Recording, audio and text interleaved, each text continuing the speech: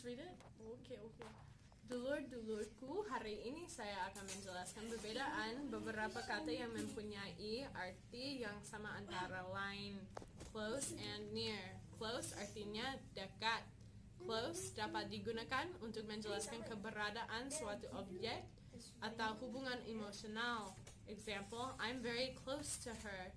I live close to Adi Sucipto Airport. Near artinya dekat.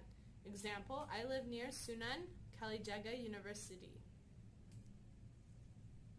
And now what? You can explain kenapa that Oh, I snore loud. in English. Kenapa? Saya mending so my future wife. close and near. Close is if you live if you live close to something. So I live close to the mall. I am close to the church. It's like describing where you are, like a tempat.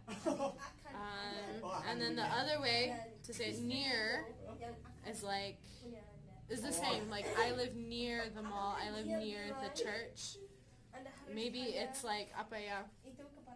Maybe if this is your house, this is the area close. This is the area near. And then close can also mean like within like a relationship, like two people. I'm very close to her, she's very close to me, like that. Yeah. Does that make sense? Okay. Okay. Thank you.